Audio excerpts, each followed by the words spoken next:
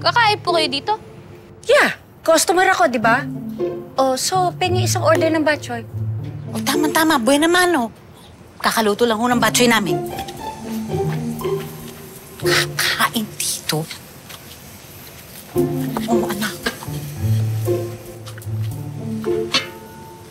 Dahan. So ba na? Ewan ko nga, bakit dito kakain?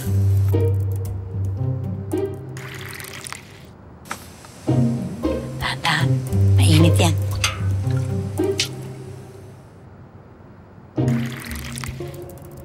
Okay. Ikaw na anak magbigay. Ay, kubyertos.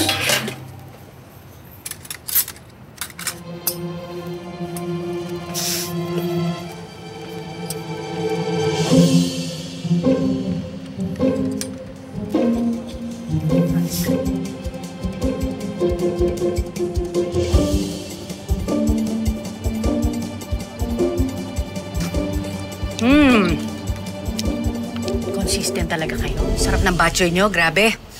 Napakasarap. I'm so impressed. Ma'am Margaret, dito lang po ba talaga kayo para kumain?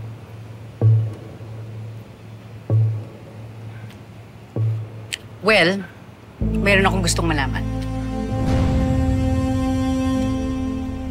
Patingin nga ng kamay mo.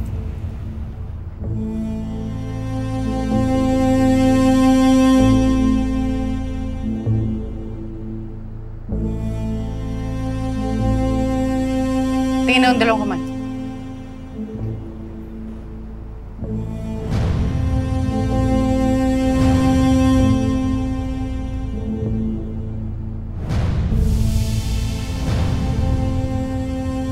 Bakit po? Okay. Nalaman ko na ang kailangan ko malaman. So alam ko na rin kung sino nagsisinungaling at kung sino ang nagnakaw ng relo.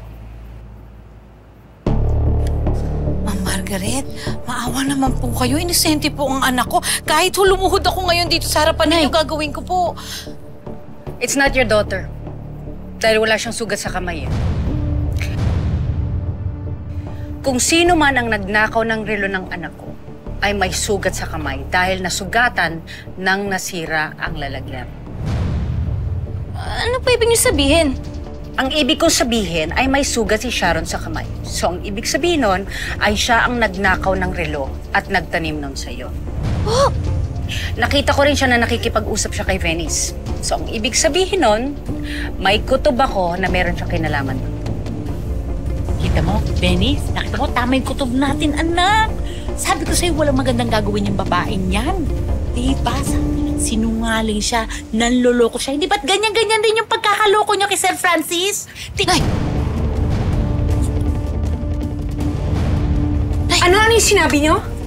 Ha? Si Francis? Niloko ni Venice?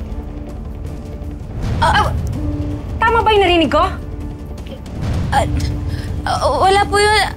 Away mag-asawa lang po yun, ma'am. Away mag-asawa. Tata, meron ka hindi sinasabi sa akin, ha? Sabihin mo yung totoo. Sabihin mo yung totoo! Ma'am, wala po kasi ako sa posisyon para magsalita po eh. Tata, sabihin mo na yung totoo. Hindi ko naman sasabihin na ikaw nagsabi. So please, tell me the truth.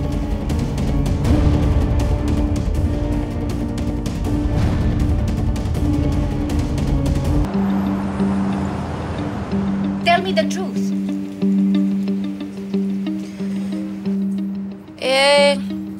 Nalaman ko po yung tungkol sa kanila ni Ma'am Venice kasi po, dati, nagtagpo po kami ni Sir Francis sa simbahan. Tapos lasing po siya doon.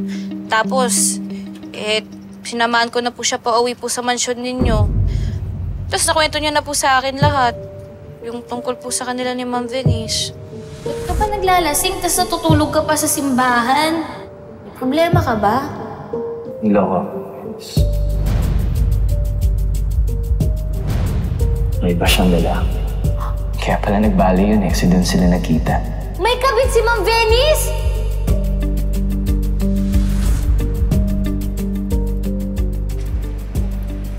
Anak. Alam ko namang ayaw mong makialam. Pero napakasamang tao ni Venice. Halos ipakulong ka nun, anak.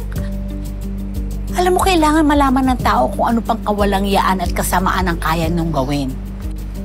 My God! Ma'am Margaret, alam niyo po ba, nalaman na po ni Sir Francis na linoloko siya ni Venice.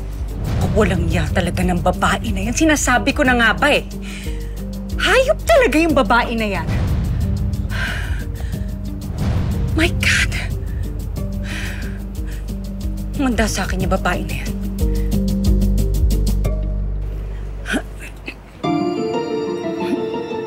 Ma'am?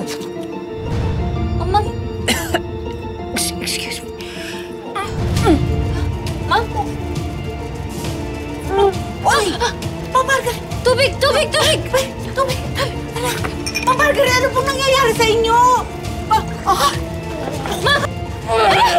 Naku, tulong! Ma'am, ano po nangyari, ma'am? Ma'am! Ma'am! Kuya, dali lang sa ospital! Dali! Naku, Ma'am Margaret! Mom! Mom! Sinugo daw si Tita Margaret sa hospital. Critical yung condition niya. Di ba't sinabi ko naman sa'yo, kailangan na siyang patahimikin. So, I just did what I had to do.